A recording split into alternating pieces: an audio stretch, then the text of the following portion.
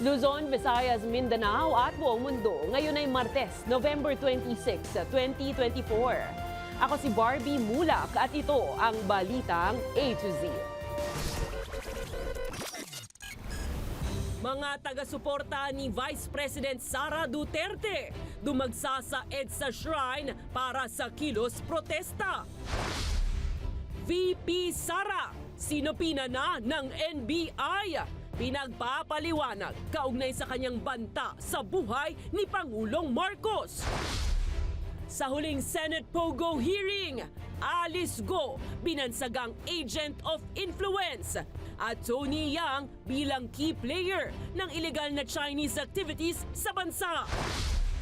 Sa showbiz, anak ni Marian Rivera at Dingdong Dantes na si Zia nakatanggap ng regalo mula kay Olivia Rodrigo.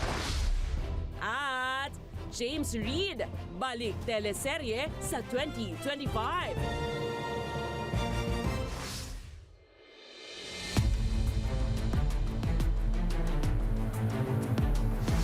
Magandang gabi, pambungad sa ating newscast. Nagsagawa ng kilos protesta ngayong gabi ang ilang taga-suporta ni Vice President Sara Duterte sa likod ng EDSA Shrine. Alamin natin ang detalye sa Balitang A to Z ni Naomi Almojano. Naomi. Yes, Barbie, kung makikita nyo nga sa aking likuran, nasa mahigit 700 katao ang nagtipon-tipon ngayon sa likod ng EDSA Shrine para ipakita ang kanilang suporta kay Vice President Sara Duterte, kasunod yan ng mga kaliwat ka ng mga isyong kinasasangkutan ng bise ngayon.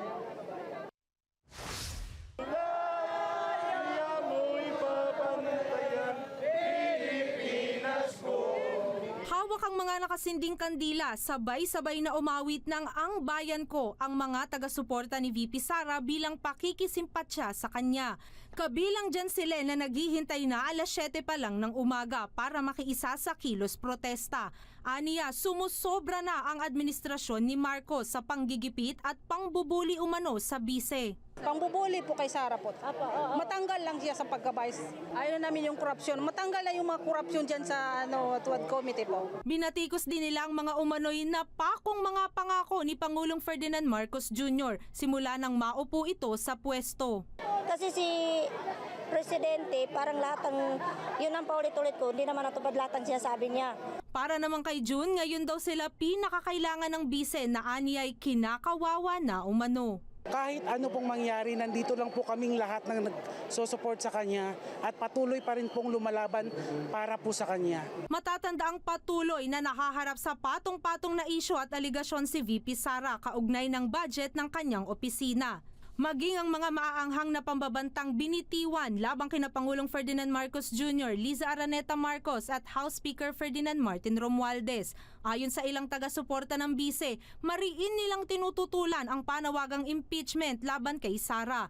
Pero paliwanag ni Representative Joel Chua, walang kinakasang pagpapatalsik sa bise. Sa ngayon, wala pa naman po kaming napag-uusapan tungkol dyan. Basta kami po, tinutuloy pa lamang po namin itong trabaho. Kung ano po yung aming ma-unravel dito po sa committee hearing na to. Sa kabila niya, naninindigan ang mga taga-suporta ni Sara na kung may kailangan bumaba ng pwesto, si Pangulong Marcos daw dapat iyon. Barbie, walang uwian ang sigaw ng mga tao dito. Yung iba nga kanya-kanya ng latag ng kanilang matutulugan. Patuloy din ay ginigiit ng mga grupong narito na mapayapang pagtitipon ng kanilang isinasagawa at hindi gulo ang kanilang layunin. Yan muna ang latest dito. Balik sa inyo dyan. Yes, maraming salamat, Naomi Almojano.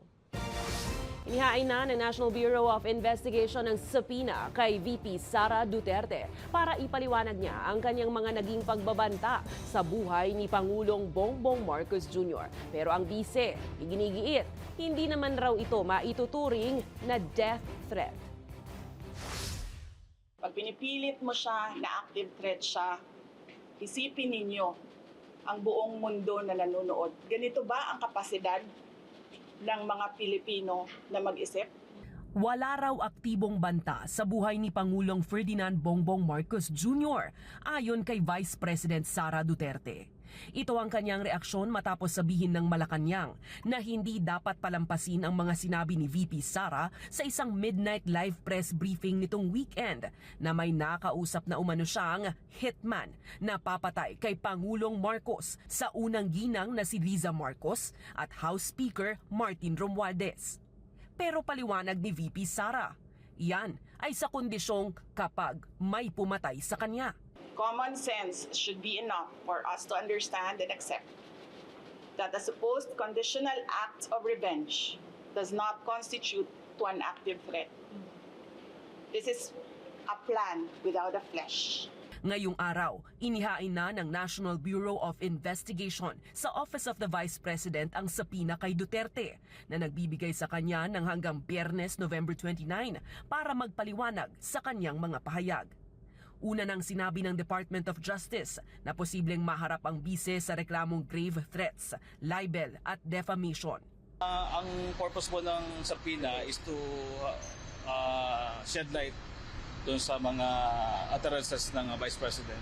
Samantala, dagdag problema naman kay VP Sara ang isang liham na nakarating sa Korte Suprema na umaapela para matanggalan siya ng lisensya bilang abogado. Just this month, the Supreme Court received an anonymous complaint regarding her statements about the late President Ferdinand Marcos. There's no action yet for the moment. Kaugnay ito ng pahayag ni Duterte noong October 18 na kung hindi ititigil ang umano'y political attacks ng pamilya Marcos laban sa kanya, ay ipahuhukay at ipatatapon niya sa West Philippine Sea ang mga labi ng yumaong Ferdinand Marcos Sr. Sa ngayon, naghigpit na ng seguridad ang Malacanang kasunod ng mga naging pahayag ni VP Sara na itinuturing nilang issue ng pambansang seguridad. Bukod sa naging pagbabanta sa Pangulong Marcos ni VP Sara Duterte, iniimbestigahan rin ngayon ng Department of Justice ang mga pahayag ng kanyang tatay na si former President Rodrigo Duterte. Ayon sa DOJ, bordering sedition ang mga naging pahayag ng dating Pangulo nitong Lunes kung saan ipinapanawagan na niya ang military intervention para pangalagaan ng konstitusyon. Kinekwestiyon rin ni Digong ang suporta ng militar kay Marcos na tinawag pa niyang adik. Ayon sa DOJ, sisilipin nila ngayon kung bahagi ba ang mga pahayag ng mag-amang Duterte sa mas malaking plano ng destabilisasyon sa pamahalaan. Tanungin mo lang yung Presidential Security Command. Puro military man yan. You did not go far. Yung mga tao ninyo sa military.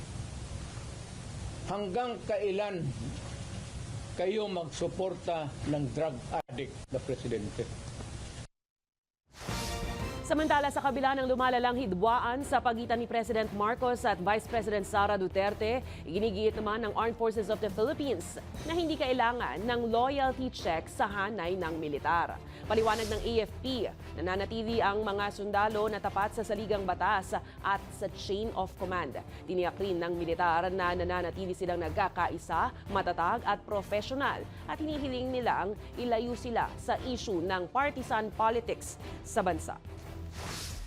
We will assure the public that we trust that each member of the Armed Forces of the Philippines remains professional in all of this. These are all noise that is going on, and we request po now we do not lose focus on the bigger challenge that we are facing ahead.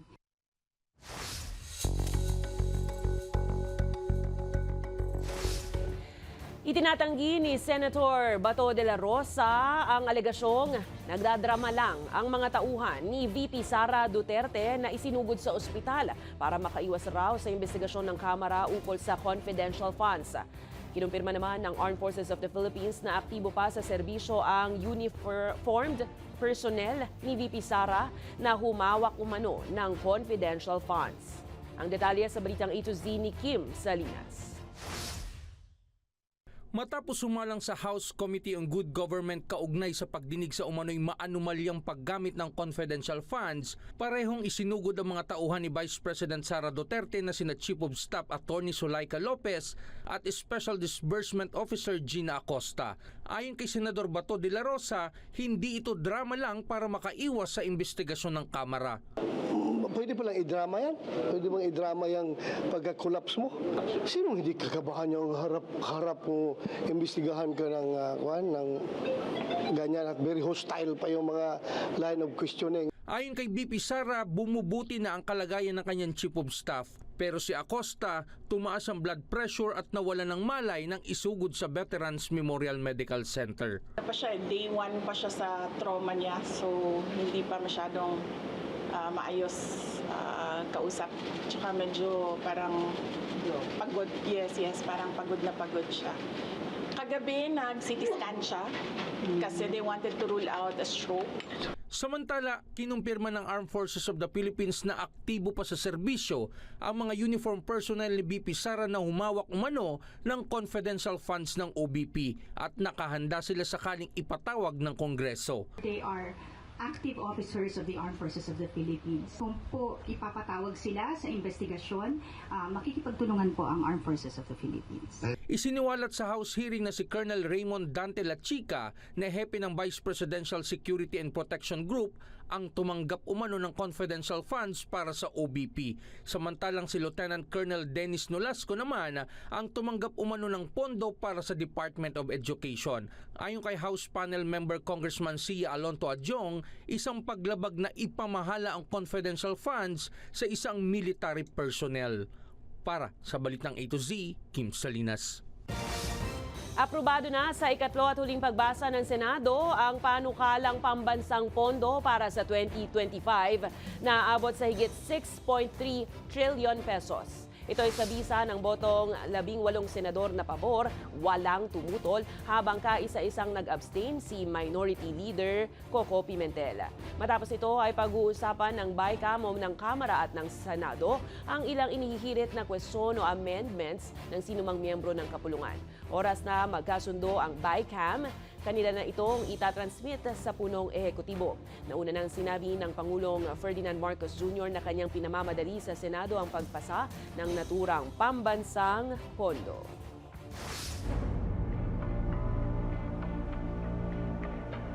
Tinukoy ng National Intelligence Agency ng Agent of Influence si dismissed Bamban Mayor Alice Go alias Go Huaping sa pagtatapos ng mahigit 1.5 taong investigasyon ng Senado sa mga iligal na pugo. Binansagan naman ni Panel Chair Senator Riza Ontiveros ang dating Duterte advisor Michael Yang na pangunahing personalidad sa mga iligal na Chinese activities sa Pilipinas. Ang Balitang A to Z ni Ace Cruz. No-show sa huling pagdinig ng Senado ukol sa illegal na pogo si dismissed Bamban Tarlac Mayor Alice Go o alias Go Huaping, pero sa pagtukoy ng Senado kung si Go ay espiya nga ba ng China, ang tugon ng National Intelligence Coordination Agency o NICA, si Go ay isang agent of influence, isang taong kumikilos sa loob ng isang target na bansa para maniobrahin ang mga polisiya. She uses her influence, her stature or her position to influence public opinion or decision-making to produce results beneficial to the country whose services they benefit from. So to that effect, Madam Chair, that is applicable to her and therefore she may be classified as such. Pero ayon sa NICA, hindi patukoy kung sino ang nagkokontrol kay Go para masabi kung siya nga ba ay isang spy of foreign intelligence. Matapos ang higit 1.5 taong investigasyon ng Senado, batay kay Panel Chair Senator Riza Ontiveros, ganito ang matrix o yung galamay ng iligal na pogo sa bansa na nag-uugnay umano kay dating Pangulong Rodrigo Duterte at dating Presidential Spokesperson Harry Roque, kina Go at iba pang personalidad. Kabilang ang anyay pangunahing personalidad sa illegal Chinese activities sa bansa, si Michael Yang na dating economic advisor ni Duterte. Pero sino ang bumusog sa halimaw na ito?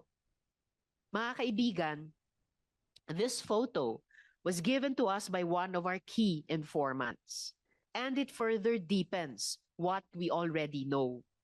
Michael Yang is a key actor in Chinese intelligence operations here. Michael Yang nasangkot sa Pharmally and, if the reports are accurate, sa drug operations dito. Malapit din anya siyang sa tinaguriang gambling tycoon na si Sir Tiang na kasalukuyang nakadetain sa Bangkok, Thailand. Mga kaibigan, namayagpag po sa Pilipinas at sa Cambodia itong si Mr. She. Naging 5 na po ang kanyang pangalan. But he continued activities together with the Chinese Communist Party. I want to point out that She's documented links in the Philippines are via CEZA.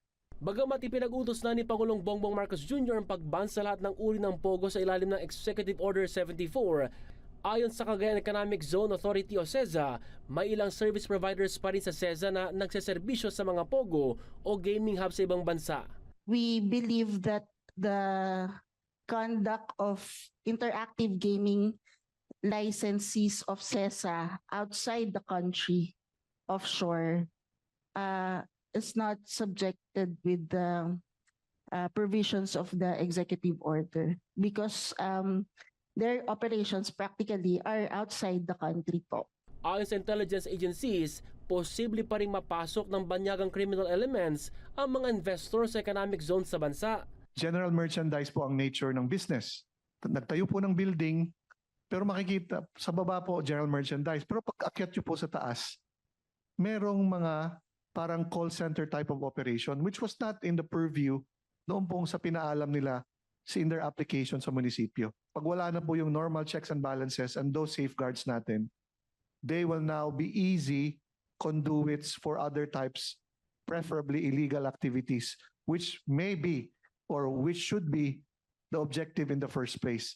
And the economic enticement was just a cover or to add a veneer of legality to ultimately what is an illegal operation, Madam Chair. Makikipagtulungan si Ontiveros sa Executive Department para silipin kung may butas ang EO-74 ng Pangulo at kung naipatutupad ng wasto ang pagban sa anumang uri ng pogo sa bansa para masugpo ang kadikit-itong kriminalidad. Para sa Balitang A to Z, Ace Cruz. Susunod, labor groups kinakalampag ang pamahalaan para sa taas sahod ng mga manggagawa. Kilos protesta ngayong Bonifacio Day, ikinakasana. At kauna-unahang twin giant panda cubs sa Hong Kong, nagdiwang ng kanilang ika-100 araw. Abangan ang kumpletong ulat sa pagbabalik ng Balitang A to Z.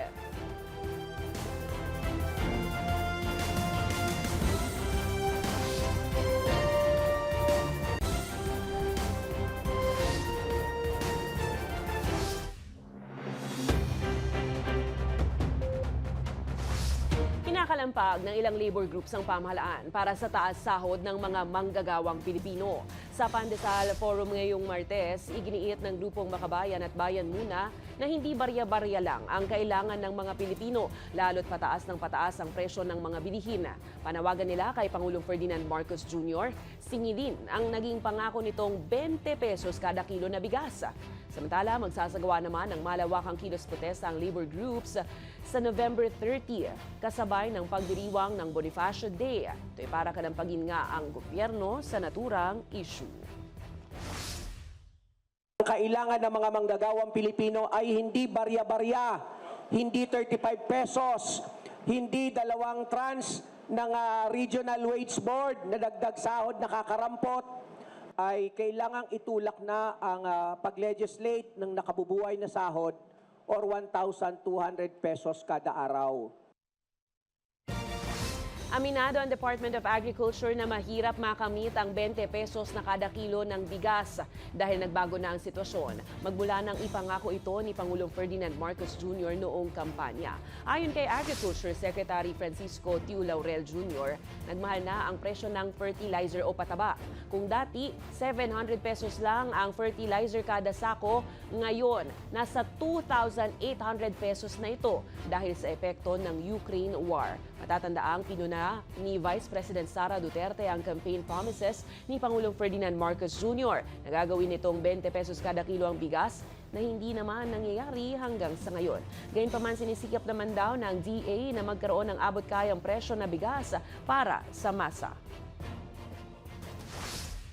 I think she has to study what she says carefully, no? I mean, pag-aralan niya yung panahon na yun, matalino naman siya eh. Di ba? I think it's rhetoric or politics, but iba yung panahon ngayon, iba yung panahon ngayon. So, kailangan pag-aralan mabuti bago magsalita.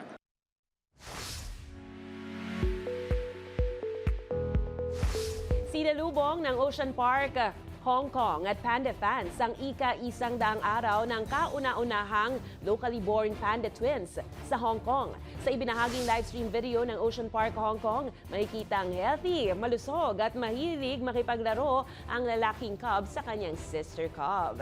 Galing sa mother panda na si Ying Ying ang mga naturang baby panda na gumawa rin ng kasaysayan nitong Agosto bilang world's oldest giant panda na nanganak ng twins o kambal.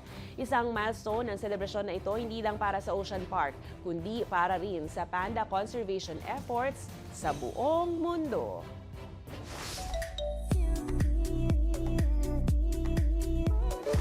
Priceless ang reaksyon ng panganay ni Marian Rivera at Dingdong Dantes na si Zia matapos makatanggap ng birthday gift mula sa international pop star na si Olivia Rodrigo.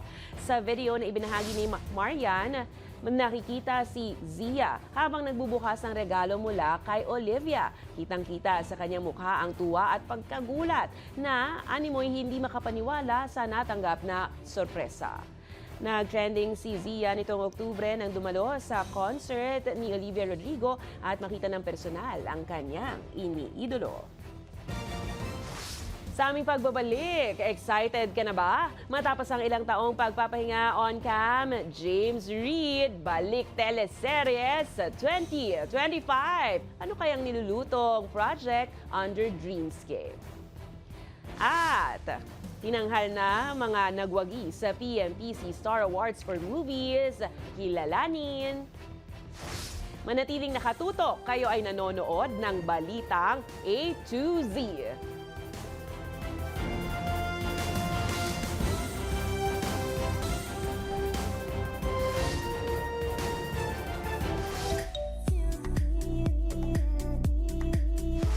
Matapos ang ilang taong ring pagpapahinga sa mundo ng pag-aarte, balik teleserye si James Reid sa susunod na taon. Ano kaya ang bago niyang aabangang project? At kilalanin naman ang mga nagsipagwagi sa PMPC Star Awards for Movies 2024. Makichika sa Balitang A to Z Showbiz ni Lane Garcia. James Reid is back! Kumpirmado na ang pagbabalik telebisyon ng aktor sa 2025 sa ilalim ng Dreamscape Entertainment. Sa Instagram post ng Dreamscape, ibinahagi ang ilang snaps ng meeting ng production kasama si James na may caption na something to look forward to this 2025. Sa panayam nating kamakailan kay James, inamin niyang namimiss na niya ang pag-arte na tila senyales ng kanyang malaking pagbabalik. Matatanda ang huling teleserye ni James ang 2015 hit series na On the Wings of Love, katambal ang ex-girlfriend na si Nadine Lustre.